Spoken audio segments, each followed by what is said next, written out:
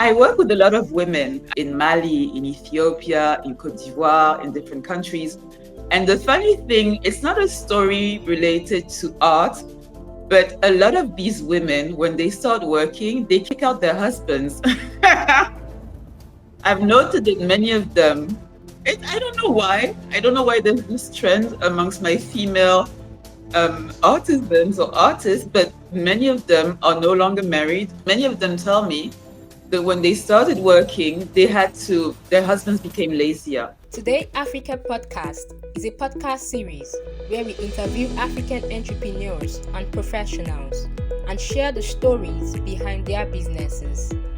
In each interview, we ask how they got started, how they grew, and how they run their business today. The stories are inspiring and also provide specific advice and insight into starting a business. By sharing these stories, we want to help others get started.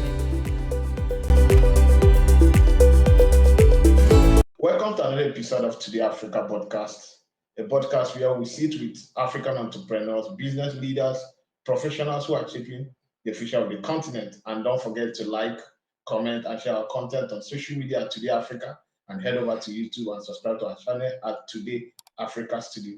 Joining me today is Hortense Mbea. She is the founder and creative director of Afropian. Afropian is a lifestyle brand redefining African luxury, and this brand is based in Ethiopia. Hortense, you are welcome. Thank you for having me. It's a pleasure. I believe that there's more to you than just being a founder and creative director. So could you please tell us more about yourself? I'm from Cameroon, but I was born in the US and I grew up in different Western countries before we finally moved to Africa. You know, I was born and raised in the US, grew up in London, Paris, Bonn, all of those countries, and had the most amazing experience of my life when we finally moved to Africa. As a teenager, we moved to Congo Brazzaville. So growing up, we would go to Cameroon on vacation regularly. My parents made sure that we were very connected to the continent, but it's not the same when you actually move to Africa and when everyone around you looks like you and you feel like finally you're at home, you're no longer the odd one out, you don't stand out in the crowd of, you know, less melanated people. So my deep love for Africa stems from this childhood where I try to be connected while not being on the soil. And that's something that has really always kind of defined me. The fact that I always presented myself as an ambassador of African excellence. And that's also the reason why I decided to create my brand. So beyond being a designer, founder, and creative director, of Afropian, I'm also an interpreter and a translator. That's my first career. So I've lived and I still live several lives. I'm also a mother.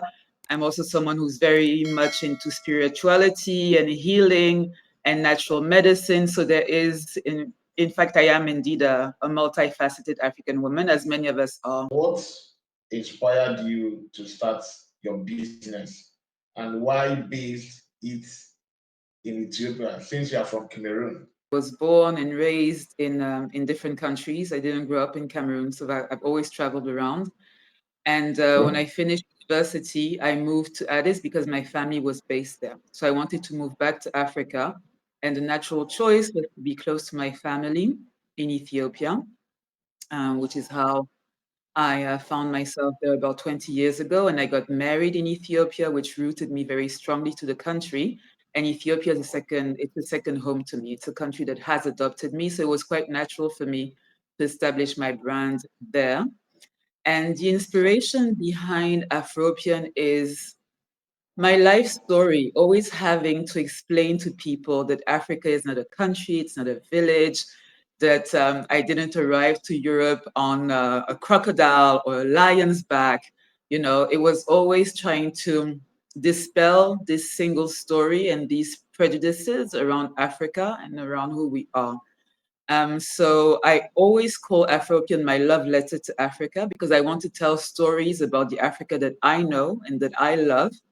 I want to tell stories that people don't always focus on, our stories of excellence, our stories of past and even current greatness, because I think it's very important to remember who we were in order to be properly grounded and rooted and to be able to move forward. So Afropian is my contribution to changing that negative single story of Africa and to show also the beauty, the creativity, the culture, the amazing heritage, to show the connectedness, because Afropian is also a Pan-African brand. It's a brand that shows how connected African countries are. It shows that we existed before colonization and before slavery, and we have a lot to be inspired by. I mean, I also like to say that we're cultural billionaires in Africa. There's so much culture, there's so much tradition. So my inspiration is African. It's really endless, actually. Let's talk about your background as an interpreter. So, how did your background as an interpreter influence your creative and entrepreneurial vision? As an interpreter, I'm very fortunate that I travel around a lot. I worked for an organization called the African Development Bank as a staff member for about 5 years. And when I was working for ADB, I traveled all over Africa. I was very fortunate to take part in field visits by a program called Fashionomics Africa. So they would take me and other people to villages and cities in different African countries to meet people in the creative industry. So that actually sparked something in me. And that's when I actually started establishing my Pan-African network of artisans. So the fact that I had the opportunity to travel all over Africa and to see how similar we are, to see how inspiring we are, is that is the link between being an interpreter and a creative to me. You are known with the slogan, We're African Proudly. So, let's talk about that slogan. How does that feel like when someone wears your products? I hope that when people wear my products, they feel the warm embrace of my artisans, because my artisans, who are based in 15 countries in Africa currently, put a lot of love and dedication and knowledge into every single piece that they create for me. So I think that that's something that people feel when they wear either a piece of jewelry or an item of clothing from Afropian. My motto is "Wear Africa Proudly," because through my brand, I want to show that we do not need to always turn outward and look for what comes from outside. We have everything we need in Africa. We have to be proud to wear things that have been locally made, that have a strong history, have strong tradition behind it. So Wear Africa Proudly is really inviting people to embrace our culture, embrace our richness, and not think that everything that comes from outside is better than what we have in Africa. We have to be proud of what we have. Let's talk more about that. From everything you said, you are promoting Made in Africa. So, how do we as Africans promote our products to the outside world, whereby we reduce the rate of importing and then increase our export? I don't think that our target should firstly be the outside world. I think that we need to target our own markets. We have 55 countries in Africa. That's billions of consumers that we can start with. But if we want to look at the rest of the world, and even if we want to look at exporting in different African countries, we need quality. We need standards. It's a beautiful thing to say promote Made in Africa, but is Made in Africa competitive? Is it up to standards? Is it quality? Is it affordable? Are we a viable option? So I think the very first thing is producing quality products that have certain range as far as affordability, so that we can compete with what is normally brought in from abroad. But yeah, my goal is first and foremost to give African people, African markets access to what I produce. And then, of course, it's open to the whole world. But I want Africans to have access to quality African products so that we can change our mindset and realize and understand, consume what is produced locally if it's produced to a certain standard, a certain level. Anything that has to do with Africa, we should consume it, whether fashion, movies, all aspect of life. How do we encourage Africans to consume it proudly? Education. We have to educate our people so that we can change their mindset. We have been brainwashed. Africans African Americans, diaspora. We have been brainwashed. We have been taught to hate ourselves. We've been taught, and the branding and the marketing from the West is supreme. The way that they have convinced us, persuaded us that everything that is good comes from them, I think it's amazing. We need to study their strategies and we need to use them to our advantage. We need to educate people. Once Africans know that they are not inferior, that they have a wealth of fabrics, food, traditions, culture, and even traveling around Africa. Once you discover everything that Africa has to offer, you will only want to consume African. And as I was saying earlier, we have to produce quality. Once it's quality, once the prices are right, Africans will necessarily flock towards our products. Unless they have a complex that's very ingrained and then we can't really do anything for them.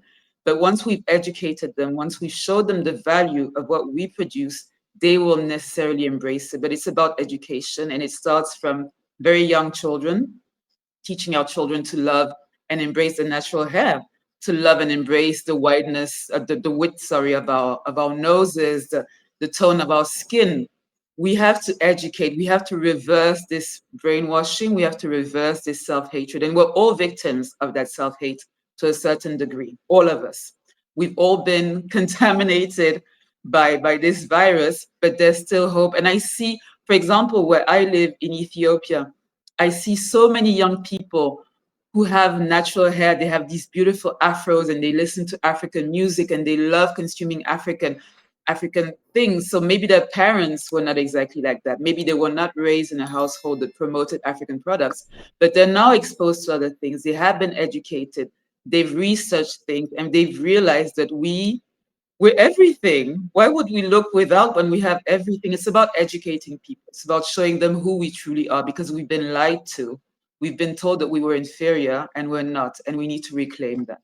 When you were speaking, I'm just wondering why you left the West, a Ah, developed country, you're wondering? a developed continent, yes, to come and stay, to come and live in Africa. You know why I'm asking that? Because the rate of brain drain in Africa, more especially here in my country, is so much. People are leaving every day to Europe, to America, to different parts of the world. So I'm just wondering. Africa is home. I was always very nomadic.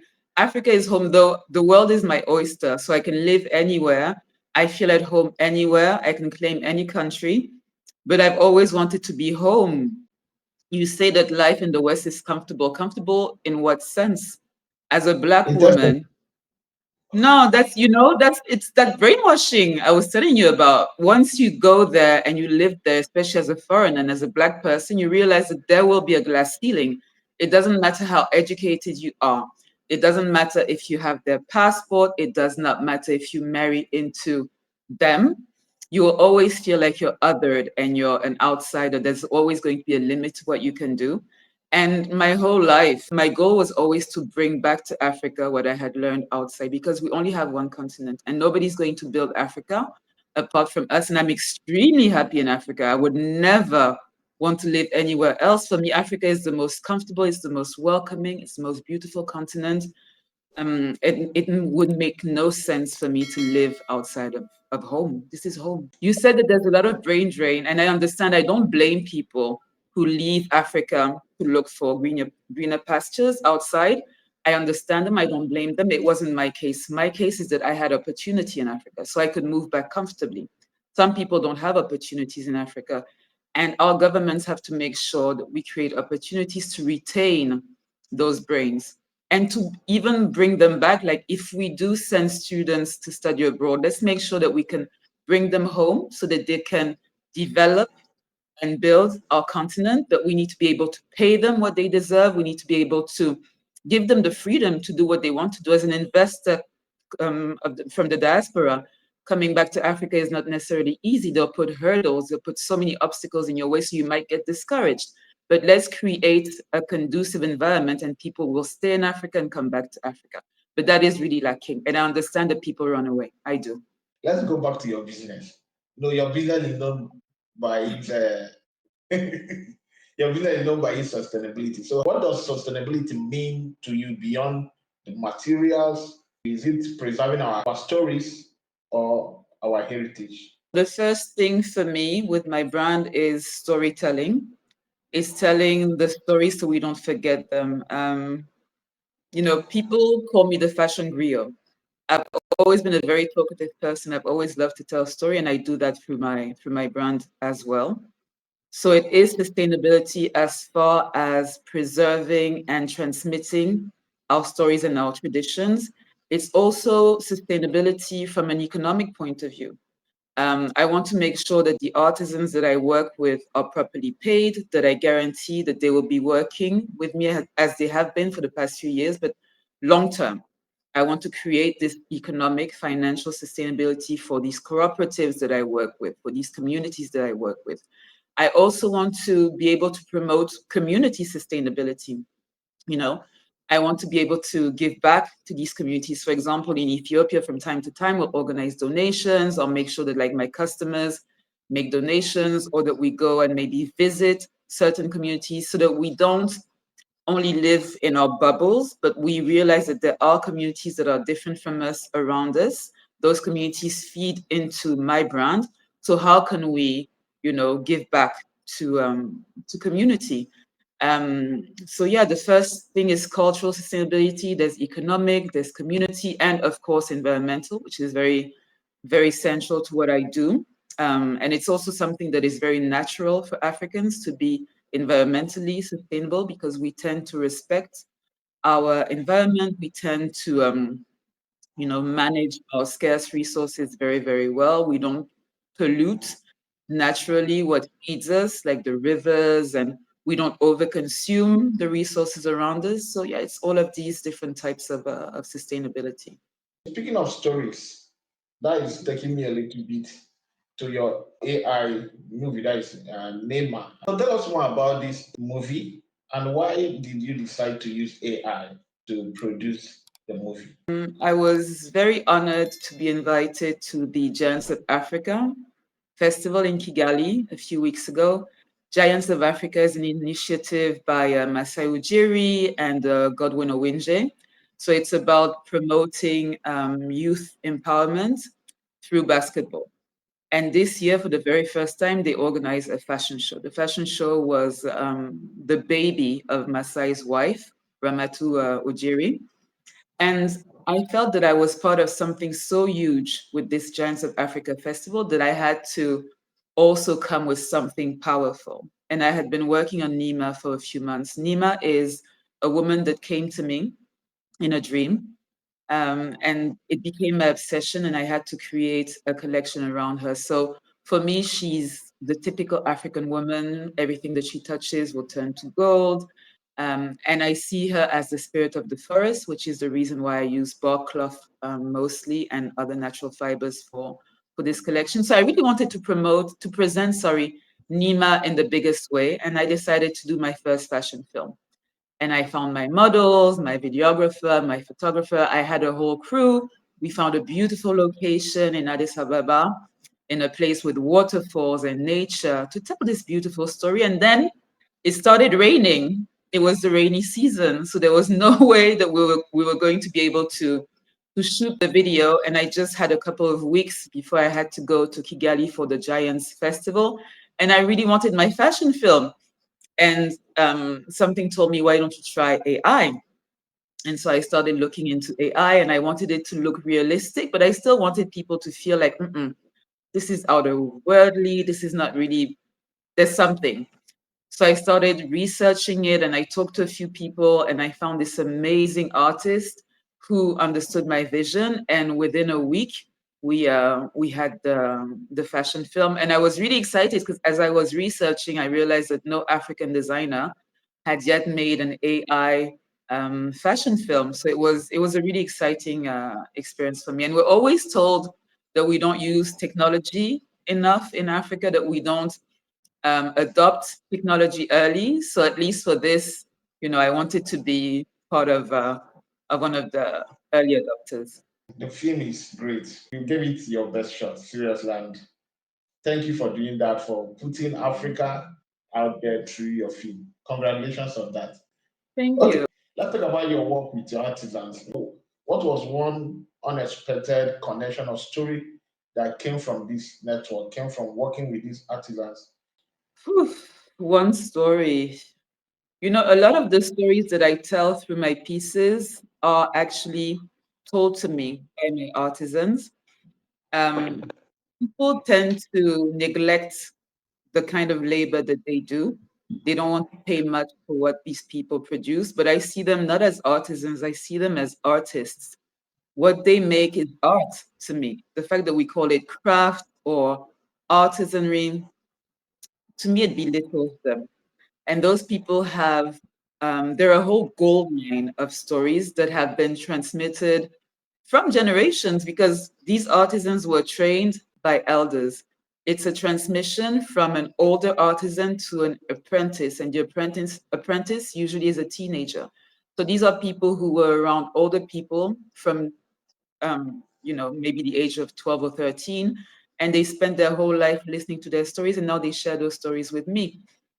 So that's the first thing I really wanted to know, that these people need to be respected. They're an amazing part of preserving our traditions and our culture, and we need to pay them what they deserve. We need to find a way to preserve their art because a lot of what they do is disappearing. No, many of them cannot find young people to train.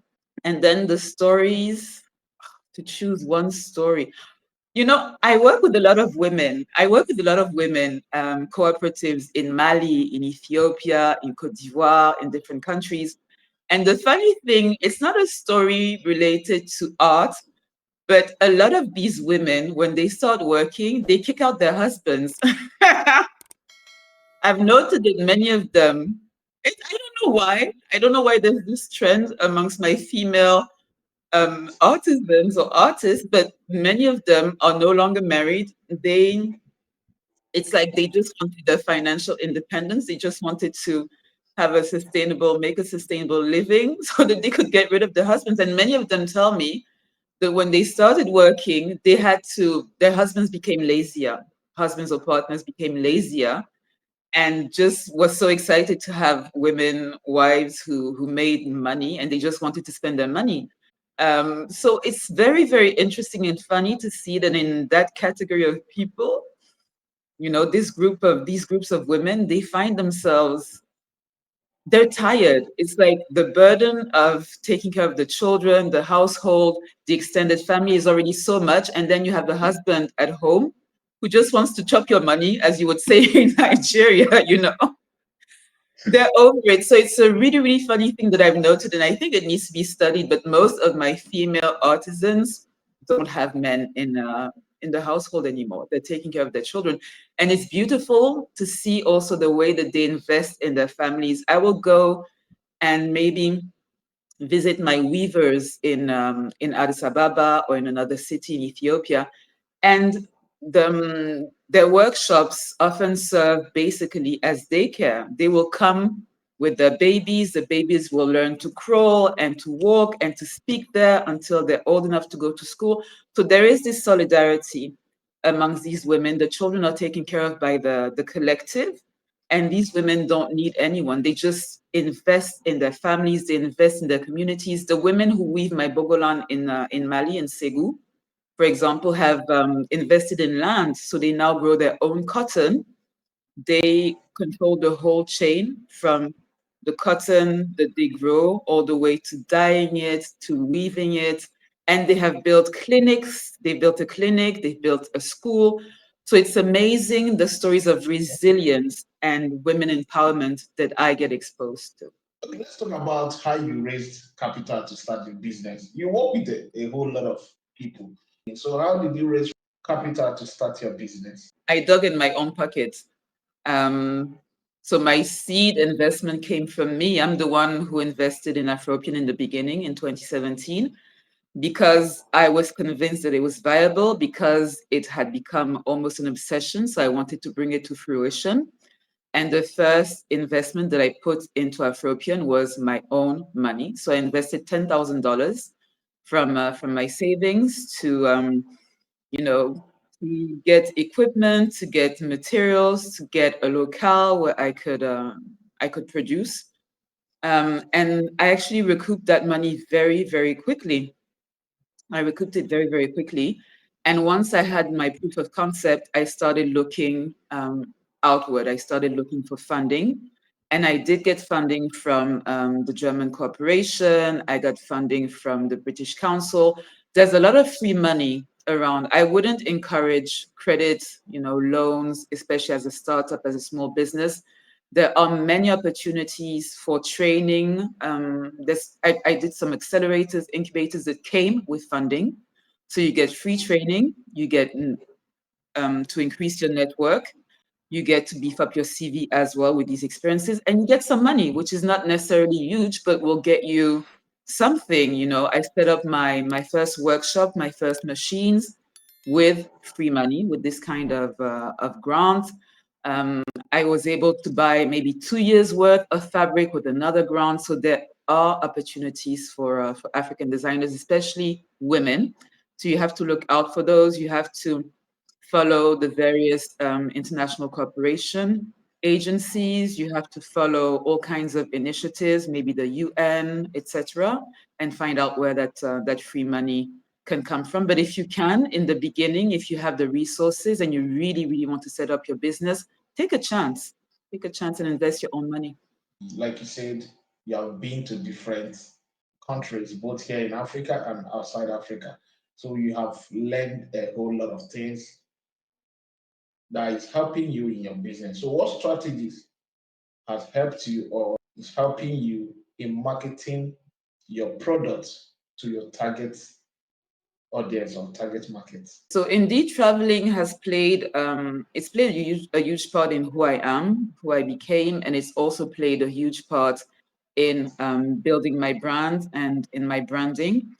I do travel a lot. I get invited to different fashion weeks, and I do pop-ups. I do trade fairs. Those are amazing opportunities to connect with people. Some entrepreneurs are very shy. They don't want to be public facing, but I'm somebody who, I love people. I love to meet people and I love what I do. So in conversation, will communicate my passion. I'll tell you a surprising story about a piece that you find beautiful, but that is more powerful than beautiful.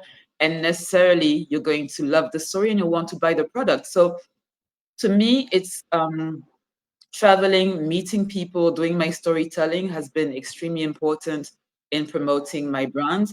I do a lot on Instagram. I don't do enough on LinkedIn. I'm currently reworking my website. I used to have a beautiful website that was very, very useful for the amount of time that I had it. But now I'm beefing things up because I feel like I'm scaling up. So my website is under construction currently, but a website is also a very, very important tool. I had a blog that would garner a lot of attention on my website. Since I, as you said, travel a lot, I get to meet people. I would interview people that I would meet. I get to meet amazing personalities. I have conversations with them, and I post that on my blog. All of my adventures were also on my blog. And at the same time, I had a shop on the website. I had a Meet My Artisans page. So it's also a very important tool to have a proper, engaging website. But traveling is important for me because it helps me to tap into new markets. And I would encourage entrepreneurs, startups, designers, any entrepreneur to seek opportunities to travel. Again, it's just like that free money that I was talking about. There's a lot of free travel that's available, especially to African entrepreneurs, if you meet certain requirements. So make sure that you work up to a certain level, that you meet certain standards, and that you fit what people are looking for, and then you have access to amazing opportunities. But it also requires a lot of patience and researching. You can't be lazy and complacent. You have to research these opportunities and travel indeed as much as possible. So, what are the trends that you have observed that are shaping the fashion industry in Africa? Something beautiful that I've noticed is how many African designers now or creatives are focusing on local materials. When I started in 2017, I was one of the only ones to fully make everything in Africa. And now I see that more and more of us are looking inward. And so there's this trend to natural fibers, natural materials, everything that you can find in proximity, things that are from your culture and that are beautiful. So I have noticed a trend to, I see a lot of raffia. I see people using a lot of hand-woven fabrics like bogolan, baule, kinte. We're really going back to those basics, to our roots. Let's talk about your team. How did you build your business in such a way that when you are traveling, your business keeps running? There's nothing like she traveled, so we are closed. Come back when she's back. So how are you able to build systems and processes that helps in the smooth running of your business? When you have a business that relies on people who are scattered all over Africa, you can't afford to be too complacent. So the first thing that I had to establish was a supply chain. I have a system where I centralize my supplies by region. So, for example, West Africa, everything will be centralized in Abidjan and will be sent to Addis via Abidjan. If it's in Northern Africa, I might centralize everything in Tunis because I have people there and they will ship it to Addis. If it's Southern Africa, I'll centralize everything in Joburg and my people in Joburg will ship um, things to me. So it's about having people in strategic locations, first of all, for me. So there's no disruption in my supplies because I really struggled. I struggled in the beginning with having sustainable reliable supplies. And then I'm very fortunate that I have people who are extremely dedicated to the brand and who are IT conversant. So we use a lot of automated systems, even for our orders, for our payments. We use QR codes. It's really made things much easier for me. And then having a schedule, having a production schedule, knowing that even if I'm not around, I have a workshop, I have my head of production who's going to first I will have validated the samples so I can travel peacefully.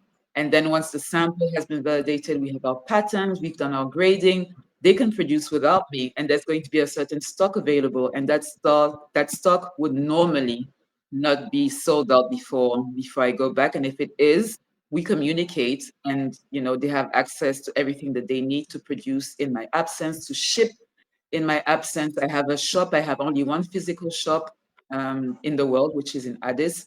And my shop runs seamlessly without me because the workshop and the shop communicate. And they also communicate with me. So everything runs smoothly, whether I'm there or not, because people know what role they're supposed to play. I don't have a big team. I'm not one of those. I don't have like 20 people working under me. No, I have a workshop with 4 people. I have a store with one person who manages the store for me. I have people doing logistics in different countries, but we've automated many things. I'm also very hands-on, even when I travel. So you don't need a huge team, but you need everyone to know their role and to do it efficiently and effectively. And you need people who are invested in your mission and who feel that they need to put their best foot forward all the time, who feel also that there's some level of reward. So yeah, that's been my blessing. I have amazing people around me. And I have friends who help too. My friends, my community, my family, people. I get people to help. You're a mom, you're an entrepreneur, and equally a traveler. I should put traveling as part of your profession. So you're a mom, you're a traveler, and you're a business owner. So how do you balance these three aspects of your life? How do you balance them so that one doesn't suffer? I have my priorities. I do love my business. I do love Afropian, but Afropian doesn't come first. My family comes first. My children come first. And I make sure that I'm there when they need me. I travel with them as much as possible. I've had portable children, very portable, since they were very small. I've always traveled with them. They're great travel partners. So as much as possible, I involve them and I travel with them. And now they're old enough that they don't need me as much as they used to. So I can travel without them, being miserable. but I make sure to always have my line of communication wide open with my children. They're my number one. And then there's work, because work as an interpreter is still a very important part of my life. It allows me a certain lifestyle as well, all of this traveling. And the business is very important. But if you plan things properly, if you put things in their place, there shouldn't be any competition. You have to prioritize and you have to plan. I'm huge on lists. I will have a list for everything. I think it's my Capricorn, my Capricorn side. I like to see things clearly in advance, to have a plan in order to be able to be successful. You have to plan in order to succeed. All right. So, how did you balance honoring tradition while innovating your designs? I think it's part of my personality. It's part of my personality to honor what came before me, to know where I came from, but to also be very grounded and rooted in the present day. So I don't do what they call Afrofuturism. I don't want to project myself in the future as far as my creativity, but I want to be very rooted in the present while still knowing where I come from. So it's something that comes to me naturally. I think that our traditional fabrics lend themselves very well to modern interpretation. I think that as Africans, our local materials and fabrics are the best thing we can do for ourselves. Like cotton, for example, what I'm wearing is hand-woven Ethiopian cotton. In our African weather, it's quite natural to me to wear something that's made out of cotton, and cotton is so readily available in Africa. Cotton, silk, all of these natural fibers. So yeah, it's part of who I am, to be very, very much in love with what came before me, to honor it, but still be a woman of today. What role will AI play in promoting fashion of the fashion industry in Africa? I think that AI it's a double-edged sword. We have to be very careful. So I'm very excited that I produced this film, and I'm not going to tell people not to use AI. I'm going to keep on using AI, but I'll do it as cautiously as possible because we can't allow technology to replace the human touch. We still need to preserve the human connection, the human creativity. So AI has to be seen as what it is, which is a tool. It cannot take over, but it's something that will be very useful as far as cutting costs for African businesses. I mean, I produced my AI film at 1/10 of the cost that a proper film would have been. So it's something that's affordable. It's something that's far-reaching because you can post it in so many different platforms, and there are no limits to what you can create with AI. But be very, very cautious. Do not let it take over, and know that AI taps into what has been created by other people. So, in order to be able to create something with AI, you have to use and almost steal sometimes what has been created by other people and put online, and that is now freely and readily accessible to artificial intelligence. So let's be very cautious. Let's not become slaves of AI. Let's not become lazy because there is AI, and let's also make sure that we respect people's intellectual property. Where do you see your business, Afrobion, in the next 5 years? I see it growing. I see it touching more people. I see myself expressing myself through Afropian beyond fashion. I want to do more as far as community building. I want to organize maybe events that will help me spread my message beyond just clothing and jewelry. I see it morphing into something much bigger than just a fashion brand, and I see it really expanding much more globally, just becoming bigger. As a baby should, I see it growing. So, what's the proudest moment you are still working towards? I'm open. I'm open. I don't think that I'm going to set a limit for myself and say, okay, this is my dream. And once I've reached that point, I'll be satisfied. I'm open. I have followed these doors and invitations and windows, and I've gone to places that I was not expecting to go. So my dream would be the wildest dream. My dream is that there's no limit. There's no, people say the sky is the limit. There's no sky, there's no limit. I can do anything. We can all do anything that we set our minds to. And I actually want to encourage everyone to dream really, really big. We have to think of things that go way beyond us. We have to think about the impact that we have on younger people. We have to think about creating legacy. So that's what I work towards, always having more impact, touching more people, and being open to any opportunity. What lessons have you learned in your journey as an entrepreneur? Always having a plan B. That was my very first lesson. Working entirely in Africa with Africans is beautiful, but it has a lot of challenges. I had a few disappointments in the beginning. As I was telling you, it was not easy to have a reliable supply chain. So I had to establish that. That is, I think, the biggest hurdle when it comes to producing in Africa, having people disappear on you or not meet deadlines. So I make sure that in every country that I work, I have more than one supplier. So having a plan B, never panicking, never getting discouraged, never giving up, because you have to hold on to your why. Otherwise, you'll give up within the first year. So keep on, keep going, find solutions. There will be problems. People will let you down. People will disappoint you, but that's an opportunity to learn and to grow and to become more resilient. So my first lesson, my biggest lesson is always having a plan B. What advice would you give to women who wants to start their business or who are just starting their business? You have to know yourself. You have to know what you want to share with the world. Don't go into business because your cousin is doing it, because you saw the neighbor do it and they seem successful, because you're not going to last. Ideally, we need to have a mission. We need to have a goal. We need to have a purpose in our business, just like we need to in our lives. And that is what keeps us going. My passion for Africa, for African storytelling, my passion for African excellence and promoting Made in Africa is what keeps me going. This excitement that I feel because there's always something new. That passion is what keeps me going. So, what is going to keep you going when the bills pile up and the suppliers don't deliver and the taxes are drowning you and there's the stress of your personal life? What is going to keep you going? You have to know what your why is. You have to put in place the systems, even if you're a tiny little business. Put in place systems that work for you and that will make things easier for you. Get as much help as possible. As African women, we tend not to look for help.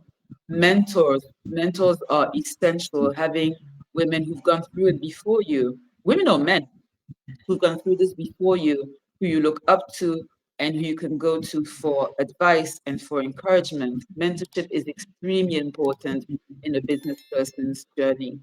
So anything that can promote longevity, resilience, just seek that you can last and have impact, and also so that it can be profitable, so that you have time to make some money. Because as an entrepreneur, the goal is to be profitable, and that takes time. So you have to last as long as possible. You have to hold on for as long as possible. Today Africa Podcast is a podcast series where we interview African entrepreneurs and professionals and share the stories behind their businesses. In each interview, we ask how they got started, how they grew, and how they run their business today.